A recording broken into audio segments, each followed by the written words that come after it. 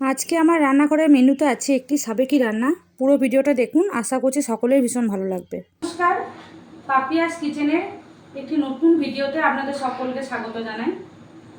দেখে নিশ্চয়ই সবাই বুঝে গেছেন যে আমি কি বানাতে চলেছি। হ্যাঁ, আমি মুড়ি ঘন্ট বানাবো।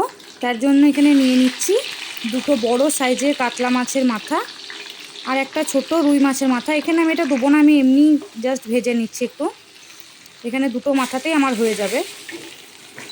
এরকম কাতলা মাছের মাথা দিয়ে কিন্তু মুড়িঘণ্টার টেস্ট সবথেকে ভালো হয়। এই জন্য এখানে কেটে নিয়েছি ডুমো ডুমো করে একটু আলু কেটে নিয়েছি, একটা আলু, একটা বড় সাইজের পেঁয়াজ, একটা বড় সাইজের টমেটো আর 2 থেকে 3টে মতো কাঁচা লঙ্কা। এরপর কড়াইয়ে তেল গরম করে এর মধ্যে আলুগুলো দিয়ে ভালোভাবে লাল লাল করে ভেজে তুলে রাখবো। আমি কিন্তু আজকে রেসিপিটা খুব সহজভাবে দেখাবো, যেন যে কেউ এই রান্নাটা করতে পারে।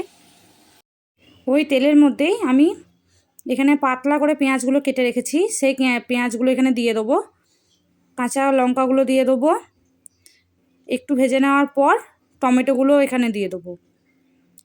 আর রান্নাটার ভালো কালার আসার জন্য এখানে আমি দিয়ে নিচ্ছি ছোট চামচের 1 চামচ কাশ্মীরি লঙ্কা আর 1 চামচের থেকে কিছু কম হলুদ। তারপর আরও একটু ভেজে নেওয়ার পর আমি এখানে দিয়ে দিচ্ছি আদা রসুনের পেস্ট, দিয়ে নিচ্ছি 1 চামচ ধনে গুঁড়ো, 1 চামচ জিরে গুঁড়ো, একটু লং, এলাচ আর দারচিনি, পরিমাণ মতো লবণ।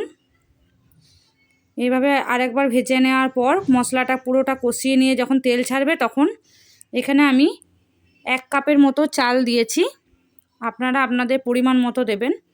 1 কাপের মতো চাল দেওয়ার পর সে চালটা একটু কিন্তু ভালোভাবে ভেজে নিতে হবে, তাহলে রান্নাটা ঝুরঝুরেও হবে আর খেতেও ভীষণ টেস্টি হবে।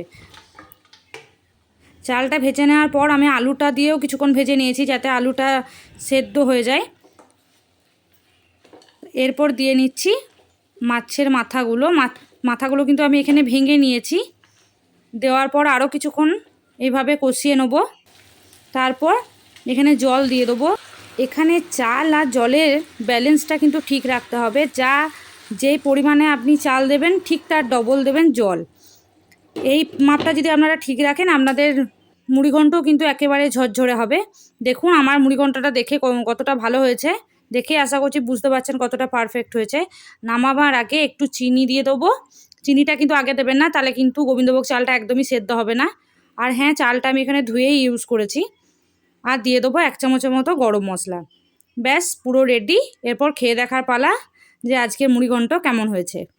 দেখুন কতটা দেখতে সুন্দর হয়েছে, খেতেও কিন্তু ভীষণ সুন্দর হয়েছিল। একবার হলেও বাড়িতে বানিয়ে দেখুন, আশা করছি সকলের ভীষণ পছন্দ হবে। সকলকে অসংখ্য ধন্যবাদ এতক্ষণ ধরে ভিডিওটা দেখার জন্য।